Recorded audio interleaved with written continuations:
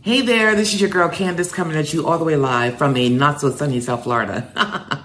It is seriously misting outside the window there. And you might notice that I'm a little bit more live than usual because of the party that my neighbors are having across the hall. So you might hear some like rave type music, but just ignore it. Anyway, this is a recap for week 2 of the 3 Rivers Challenge. And let me tell you, it's been a challenge. I got all fancy and I decided I was going to have a vegan week. The thing is, I'm not a lifelong vegan, right? I kind of dabbled. And I started dabbling when Chris Carr had her program. I forgot the name of it, but something like Sexy Vegan or something. Anyway, Crazy Sexy Vegan or something. And it was a great program. They held it like once a year. It was usually in the summer. It was for like 6 weeks, I believe. I could be wrong about that. Where you basically went vegan for that short period of time. And I noticed a lot of health benefits at the time. I noticed that, strangely enough, my mind got sharper when I stopped eating meat. And they don't let you have coffee on that program either. So I had to drink green tea. So I drank green tea. I ate vegan. My mind felt sharper, which is really kind of scary and kind of interesting. And I got healthier. You know, I felt some of the health benefits of juicing and eating vegan for like 6 weeks. And then I go right back to eating meat. So I am an omnivore. So I eat all kinds of stuff, right? So I eat meat. Sometimes I like to eat meatless. It depends on what mood I'm in. But I tried something new. I tried to use some of that tempeh, T-E-M-P-E-H, which is another protein source for vegan native soy. And I found out I don't love the texture of tempeh. I made a tempeh chili, which you will see me cook for dinner. And the chili was delicious, don't get me wrong, but the texture of the meat, you know, the tempeh for the meat, didn't really do it for me. I also made 2 high protein vegan snacks, specifically vegan cookies and vegan banana bread. Now, I'm not a lifelong baker. Not by any stretch of the imagination. So I was not only experimenting, you know, making it vegan. I was experimenting baking, period. And I was experimenting baking with, you know, things I don't normally bake with, you know, almond flour and things of that nature. On top of that, I was using protein powder as part of the baking ingredients. And I should have left although it tasted wonderful, don't get me wrong, it did taste wonderful. I should have left the banana bread in the oven a little bit longer for it to cook all the way through because it was a little tiny bit kind of doughy. But I've been noshing on those vegan snacks all week, so I can't complain. And also, I should have put more sugar in the cookies, which you'll see me talk about. But I've been eating those cookies too, so I've been enjoying these snacks, these high protein snacks with my tea. I've been lamenting not having chocolate, and I've been obsessing over protein. And here's the thing: this is the biggest lessons I've learned this weekend, or this week 2. First of all, there's 2 big lessons. Number 1, I don't have to be a high achiever at every single thing I do, right? You're looking at a chick who worked her way up to partner in an international law firm and stayed there for 22 years. And then left because she got tired of doing it. But the bottom line is, you know, I'm the oldest. I was told all my life, you are the oldest, you are the example, you must excel. And my mother drilled that into my head. And she meant good. I was her brainchild. And I actually did succeed quite well. But I'm not Susie Homemaker. I'm not the world's best baker. I'm not the world's best cook, and I never will be. I can improve. I can get darn good, and I can work at it. But it's not going to happen overnight. Right? So I need to face that, let my baby sister take the reigning champion of having taken over my mother's cooking skills and get a grip. And don't try to do every single thing right now and be perfect at it right now. So that's the biggest lesson I learned. The second thing is this challenge is already a challenge, right? So I don't need to be making it harder on myself declaring vegan week, right? So I need to cook what I have in my fridge and my freezer and my cabinets. And I need to cook, you know, and I need to be happy with what I cook. Because if I mess up, I'm the one eating it all week. That's another thing I figured out. And so, because I'm the only fool here. So, you know, And the third lesson I learned this week is, yes, I want to make sure I meet my protein goals, but I don't want to obsess over it to the point where I'm cooking things I don't like just to hit my protein counts, right? And I have to get out of this mindset of lack. So because I know this is a challenge, and I can only eat what's in my apartment, except for what I put into my exceptions list, which is fresh veggies, dairy, and things of that nature. I can't hoard like the vegetables I have in my freezer. Like I can't not make vegetables when I have big bags from Costco of frozen vegetables. I need to do that. I need to make sure I'm getting my 7 to 11 servings of proteins and fruits and vegetables. I'm protein obsessed. My 7 to 11 servings of vegetables per day, and veggies and fruits. And I need to make sure, hey, if I run out of the frozen vegetables, then I have to go downstairs to the supermarket at Publix and get fresh, because that's in my budget. So I'm getting a grip. I'm going to cook a lot more vegetables this week. Coming. I'm going to cook meat dishes that I know. And I'll do a few experiments, but they won't be all experiments. It won't be vegan week, or it won't be gluten-free week, or it won't be God knows what week. It's just going to be a week. Okay. So I'm not trying to be a vaudeville actor. I'm just saying it's been crazy. And so, but some of the things that I really enjoy, I realized that in cooking vegan, I do want to improve my skills there as well. I don't necessarily like tempeh. I love tofu, and I really enjoyed the tofu burritos. I love burritos in general.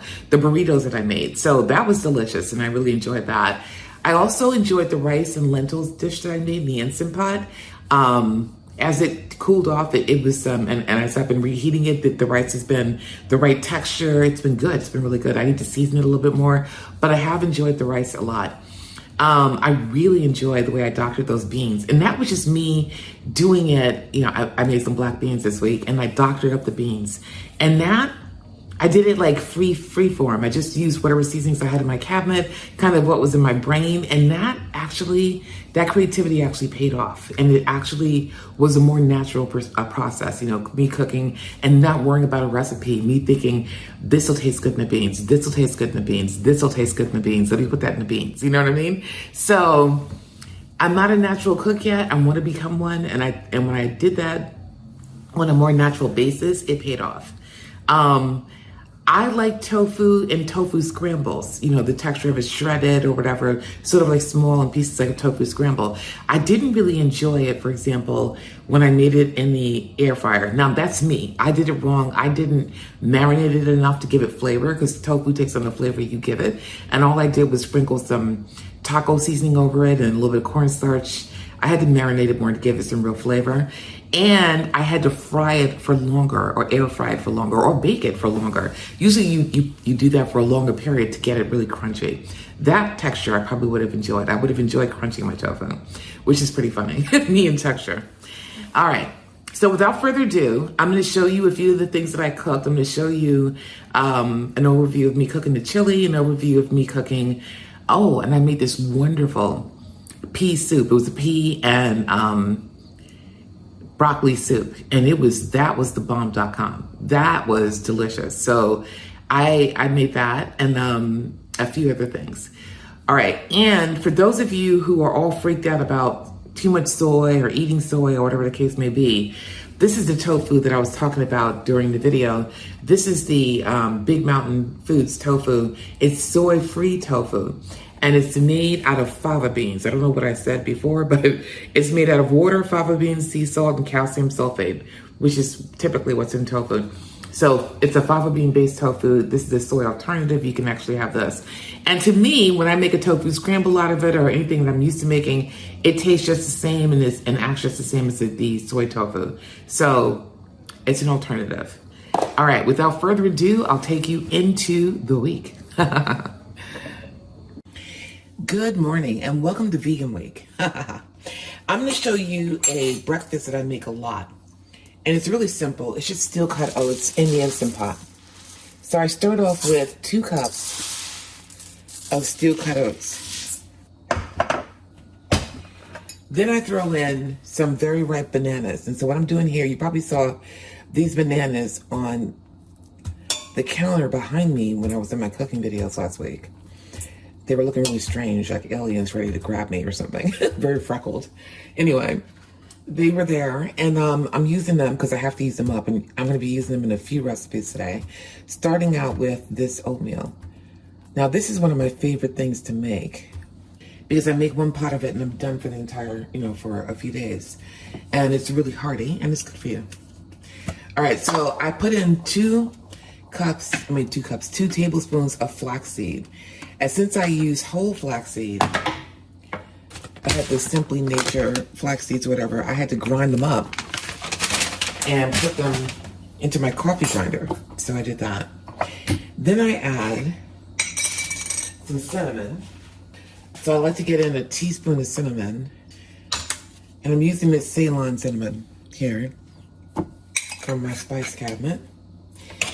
And then I add 2 cups of Ripple, which is pea protein milk. It has 8 grams of protein per cup and 2 cups of water. 2 tablespoons of maple syrup.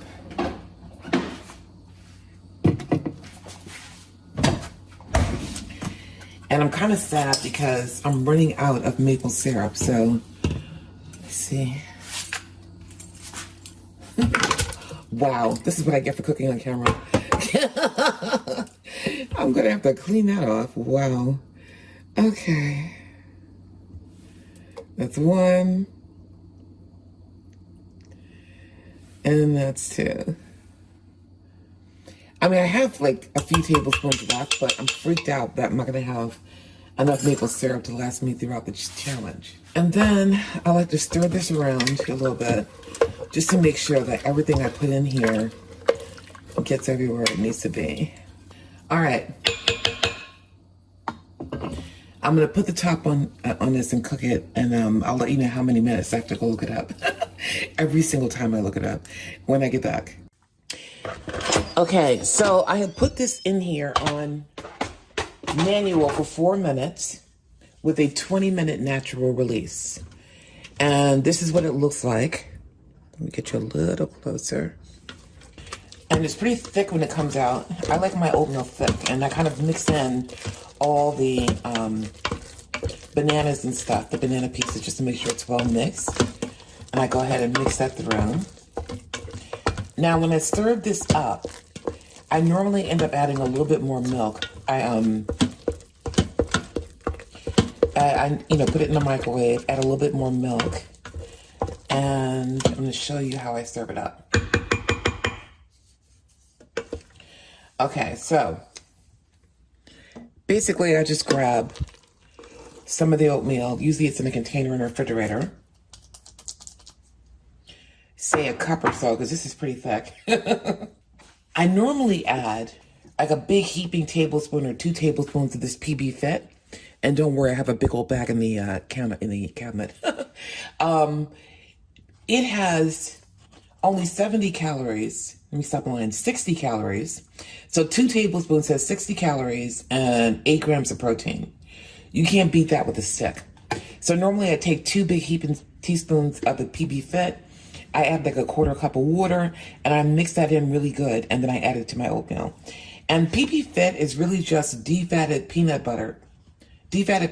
So you get all of the protein, none of the fat, and they add a little bit of sugar, which works well for the oatmeal. So normally I add that to my oatmeal, but today, because I have not been being a good girl and I have not eaten my smoothies, I'm adding 2 tablespoons of hemp seed. So you can see what I'm doing. I'm adding 2 tablespoons of hemp seed to my peanut butter. And these are hemp hearts from Costco, so you've probably seen them. And they have more calories. They have 180 calories. This is more like regular peanut butter. And they have 2 tablespoons gives you 10 grams of protein. So I'm basically adding protein to my oatmeal. And I hate protein powders.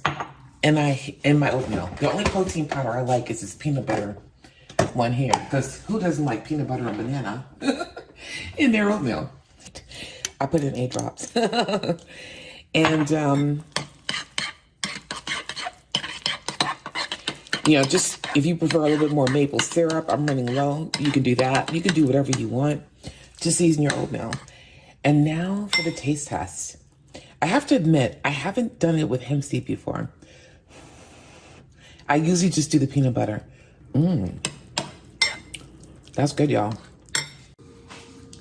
All right, because I'm a lawyer and a writer who loves to procrastinate, I am now going to make a couple of high-protein desserts or snacks. The first one I'm going to make is vegan protein cookies. In light of the fact that it's vegan week, I'm going to make these high-protein snacks vegan. So I won't be using like yogurt and stuff or eggs or anything like that. Instead, I'm going to be using some of these weird sweeteners and protein powders that you saw in my first video that I have in my cabinet. And in case you're wondering what I'm doing, I'm mushing together, technical term, 2 very extremely ripe bananas that had gotten brown in my refrigerator. All right, so here you see me making some vegan, high-protein vegan snacks. And specifically, I made vegan protein cookies and protein banana bread. And this allowed me to use these extremely ripe bananas that I had in my cabinet. It also allowed me to use some things that I had in my cabinet that needed to be used up, some strange things that I had bought. For example, the naked pea protein powder. Naked pea is really the name, as you can see, of the protein powder.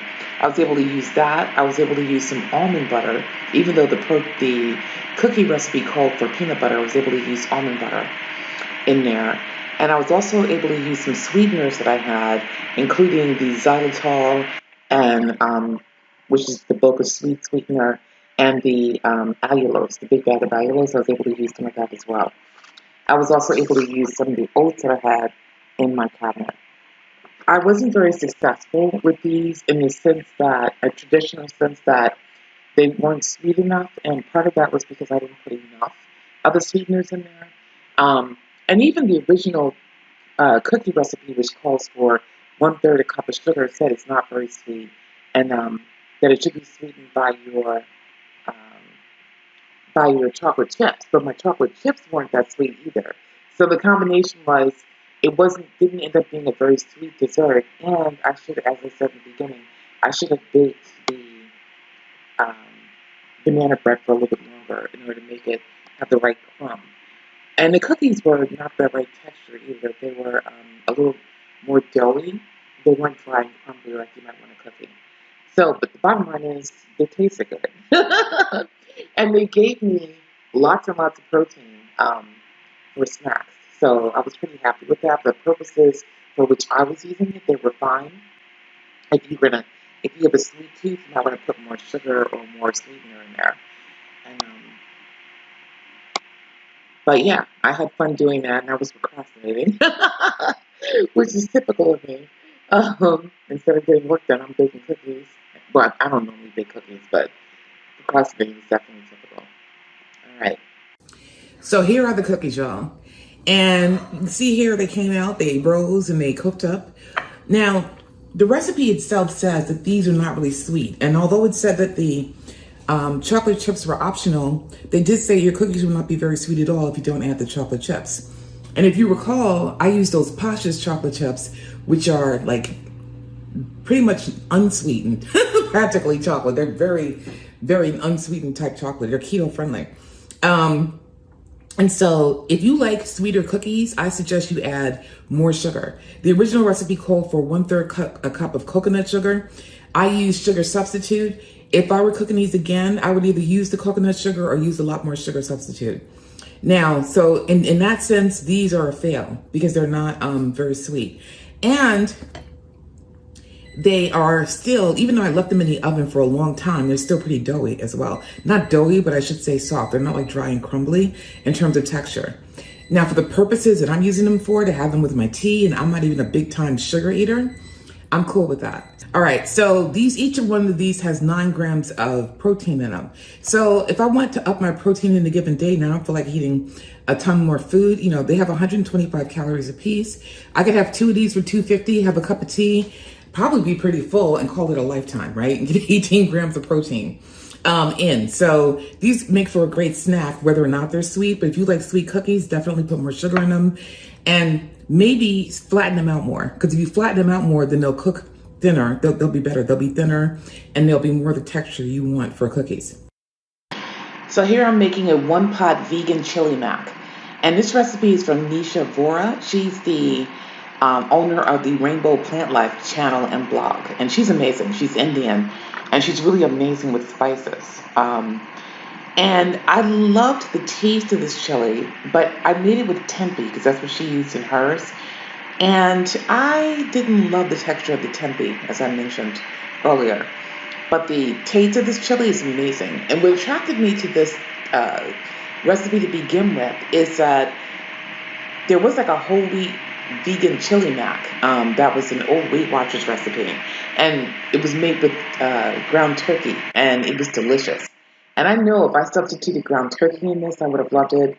And even if I would have substituted tofu, you know, made really small, maybe grated or made really small with my fingers, like I do for the burritos and for the vegan scramble, tofu scramble, I would have enjoyed that as well, seasoned the same way. It was just the texture of the tempeh that did me in, but the chili, it's delicious. I'm going to go ahead and put the recipe in the description for you. But basically, it's onion, garlic. I used 8 ounces of mushrooms that I had chopped up. I used the tempeh, which I had boiled and then crumbled. Chili powder, smoked paprika, oregano, cumin, cayenne pepper, salt. I used vegetable broth. I used the black beans that I had. I used crushed tomatoes, tomato sauce, or tomato paste, sweet corn, which I took from the can. And so I used the brownie pasta to bump up the protein because I had these.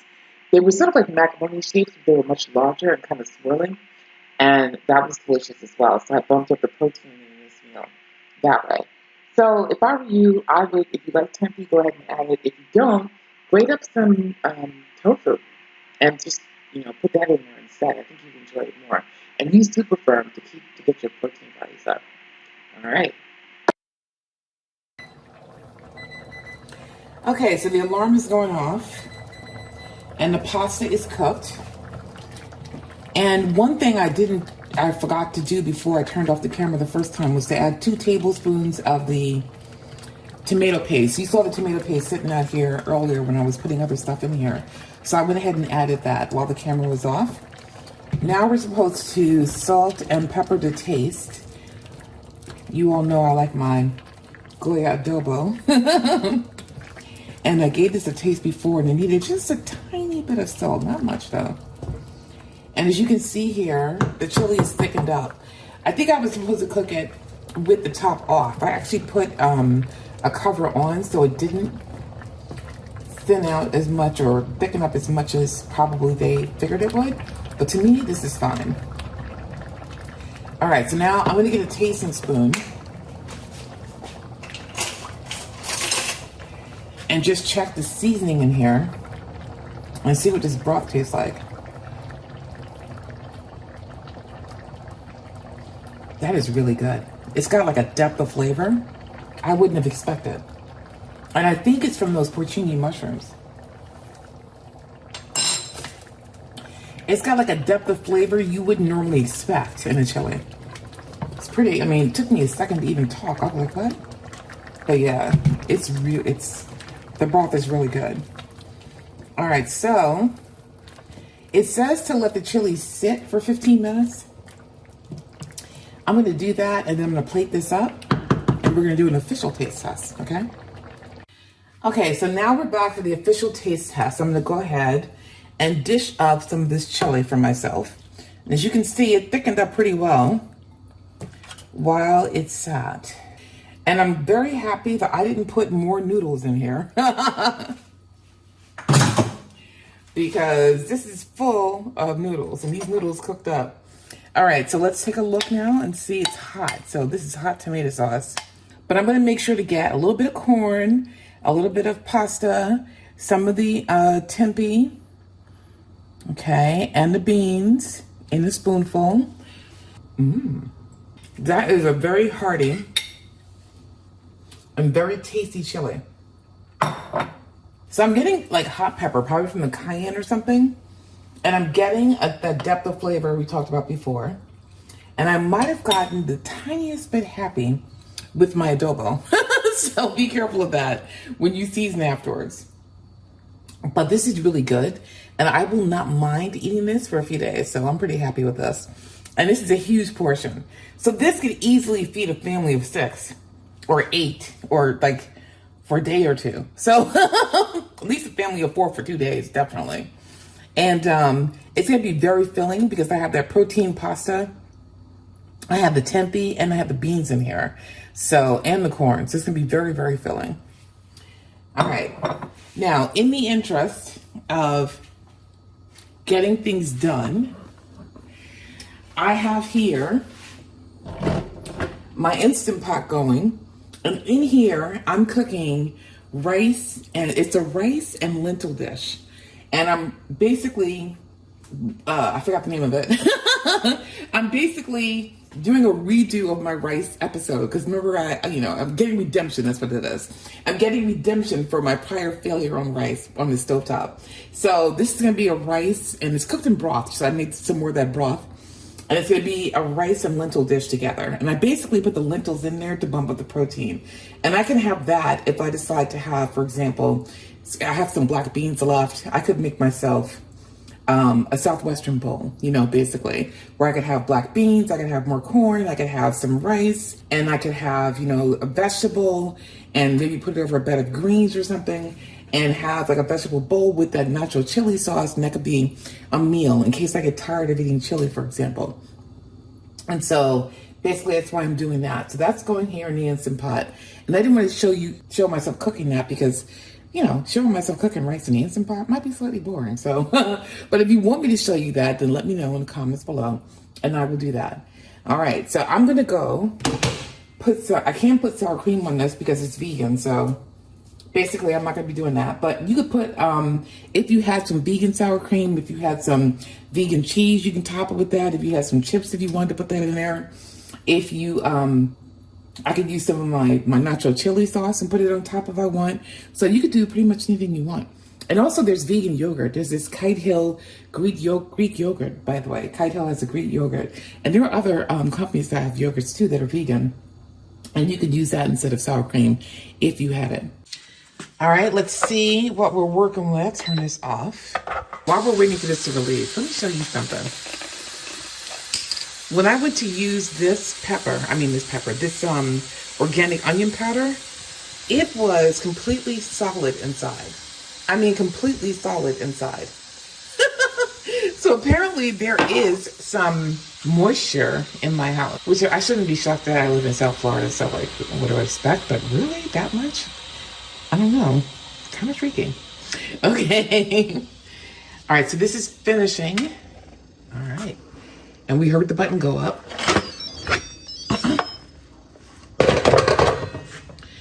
Ooh, so let's see what we're working with. All right. It's a little wet. So I'm gonna let it sit for a while because it's not extremely wet, it's just a little wet. So I'm gonna let it sit for a while and then come back in a few minutes. All right, let's try this again.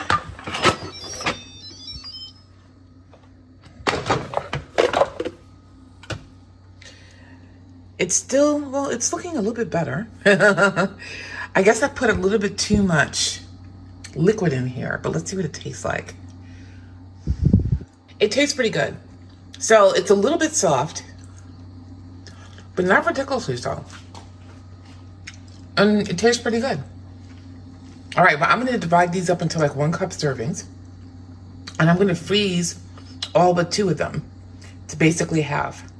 And that's how I'm gonna handle this. Now, I don't know about you, but I feel desperately in need of a vegetable. So I'm gonna make this really delicious and high protein broccoli and pea soup. And it's supposed to come together in 15 minutes. And it may, if I actually had a knife handy. All right, so it calls for 2 cups of frozen broccoli.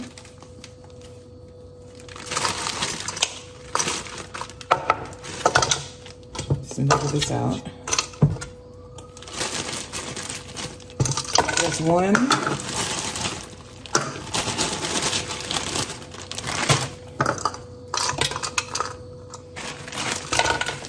And that's light.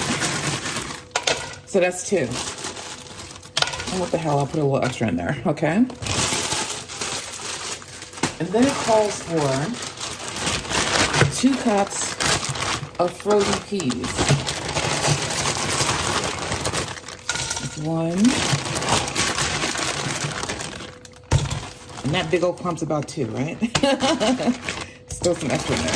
All right, so, and it calls for frozen spinach, which of course I don't have handy. I'll be right back. I could not find my frozen spinach to save my life, so we're gonna use 2.9 ounces of finely shredded collard greens. Let's do that. So that's what I have on hand. And that's what the challenge is all about, right? So we're gonna use that, and then we're gonna use, it calls for zucchini. I don't have that, so we're not gonna use it. 2/3 of a cup of cashews. These are unroasted and unsalted.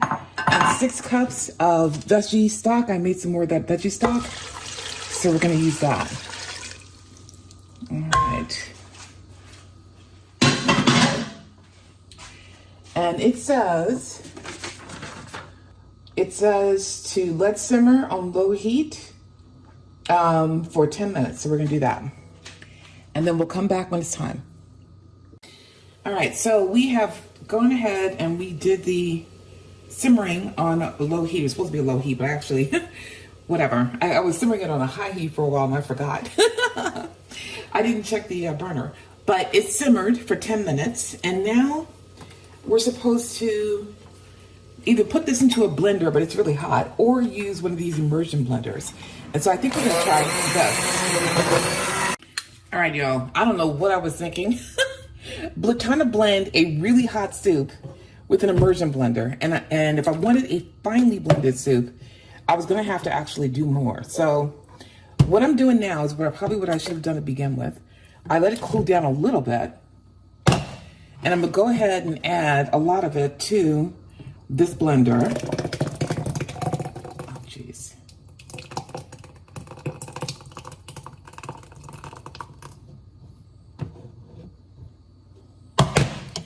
And I'm gonna add half the nutritional yeast it calls for. So it calls for a 1/4 cup of nutritional yeast. I'm gonna use 2 tablespoons in this batch and 2 tablespoons in the next batch, just to make sure it's evenly blended.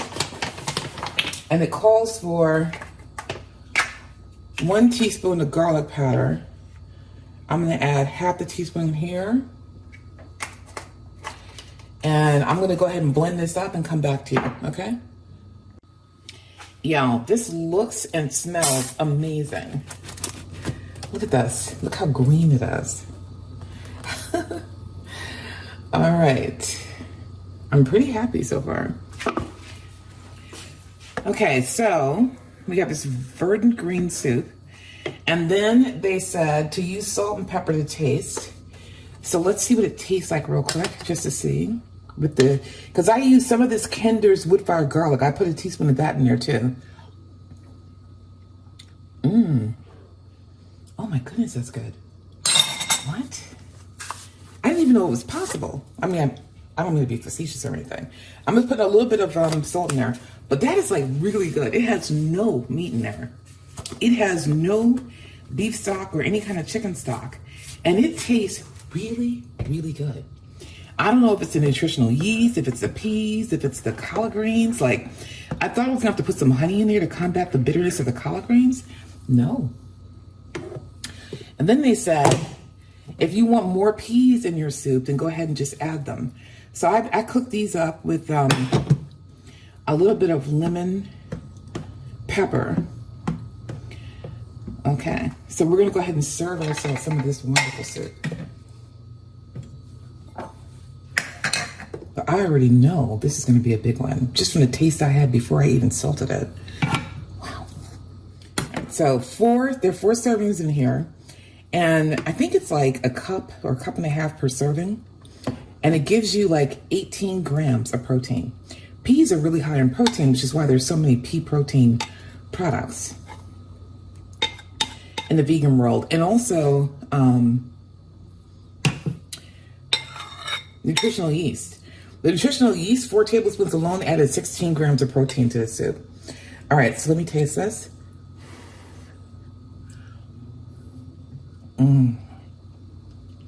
The sweetness of the peas. I mean, the seasonings in here. This is delicious. So if you do nothing else that I made this week, definitely make yourself some of this pea soup, and definitely make yourself some of the sweet potatoes that I cooked earlier. Those were like the bomb.com, and I'll show you those later in a bowl. Okay. All right, so now I'm gonna make some sweet potatoes, and you can see here I chopped those bad boys up in the chopper. I'm gonna add them here to my bowl. And I'm making these sweet potatoes to go into a burrito type bowl for when I get tired of eating the chili. So to have some servings of that. I'm gonna add, this is like a no recipe, basically. I kind of remembered this from other recipes that I looked at. I'm gonna add a little bit of salt, that's a teaspoon of salt, because you know, sweet potatoes are kind of sweet. Then I'm gonna add like some chili. So I say, let's do a teaspoon of chili powder and a teaspoon of paprika. So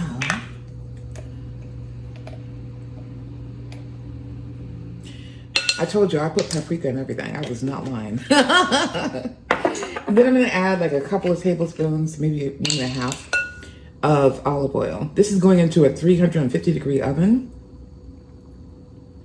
Since it's already got the banana bread in there, so I'm just gonna, while the oven's on, stick this on. And if you're wondering why I'm kind of dusty here on the black that I'm wearing, it's because I was baking earlier, and y'all know I'm a messy cook, so what I'm doing here is just getting the seasonings homogenized with clean hands over all of my potatoes.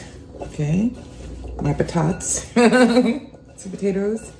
All right, so nice and homogenized, evenly distributed. And it's gonna take this baking sheet and pour these bad boys on there. You would think I'd learn, like, to make sure it was fully on the counter. And I lined it with foil because I don't like to have to clean my sheet pans every 2.5 seconds. So every time I bake something. So this is what I do.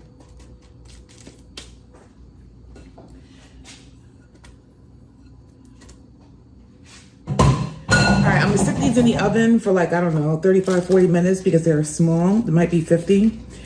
Got some skin there, or peel. Alright, and then we'll come back.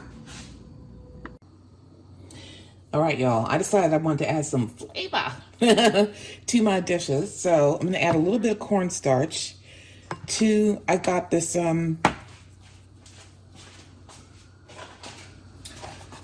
soy-free, the chickpea tofu, and I added some taco seasoning to it. And now I'm adding a little bit of cornstarch just to get it crispy on the outside.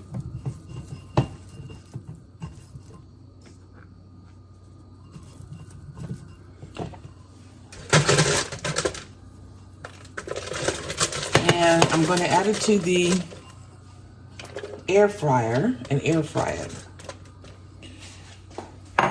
So I have a little tiny bit of the, well, not a little tiny bit, but I have some of the taco seasoning on there. It's probably like less than half a packet. There was like a third of a packet in there. So what I'm doing is getting the cornstarch everywhere. Not just in one particular piece. Dividing it evenly into a row, or evenly in one sheet or one layer into the Pot. And then I'm gonna spray it a little bit just to make sure that we don't have a burning situation. And I'm gonna go ahead and stick this into my air fryer on 400 for 8 minutes just to see where we are. In the meantime, I want my beans to taste like something. So I'm gonna add a little bit of cumin, a little bit of chili lime seasoning, a little bit of this garlic powder, and I was gonna add some basata, but I couldn't find it. I know I have more in the cabinet, but whatever. I'm gonna add a little bit of this, of my paste and a little bit of water to get it going. And I'm gonna mix this around. And I'm gonna clean up and let this cook down and bring you back. All right, so you can see I made myself a bowl here. And I took the tofu out of the air fryer, or it's still in the air fryer, but I took it. And you can see here, it's crispy, but it's also still tender at the same time. So what I'm gonna do is put some of this in here for the serving. All right. And here is dinner. I'm gonna give myself some sauce. Kind of splash it. This is the cheese sauce that I made the other day. I put a little bit of water in here to thin it out. All right.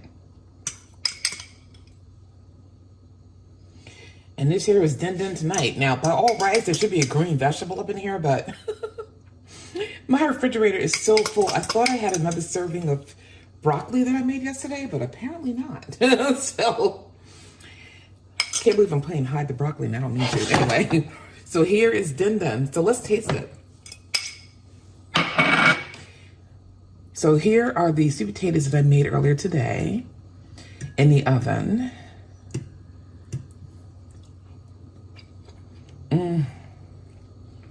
Those are really good. Here's the rice that I made, the rice and the lentils.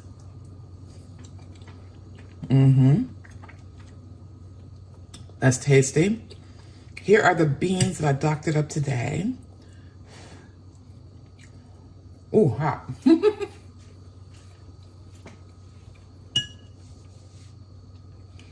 Those are amazing. That tomato paste with the chili lime sauce, oh my goodness. That made the beans taste like something really good. Now I'm gonna try this tofu. I'm kind of scared, y'all, because I've never eaten tofu like this before. So this is my first time putting it in the air fryer. Not bad. I probably should have air fried it a little bit longer to make it a little bit more crispy, but it's tasty. And I probably could have marinated it a little bit longer in the taco seasoning. But it's not aberrant to me at all. I think what I'm gonna do is I'm gonna add a little bit more seasoning to it and put it back in the air fryer. I mean, not this serving, but what's left. And then I'll have that tomorrow. But hey, a very tasty meal up in here. I just wanted to give you an idea of what it could be like. So there you have it. The adventures in baking will definitely continue. And I forgot the other lesson I learned, which is cook while you're awake. Cook after you've had some coffee. I mean, me dropping the syrup into my Instant Pot, that was ridiculous. Anyway.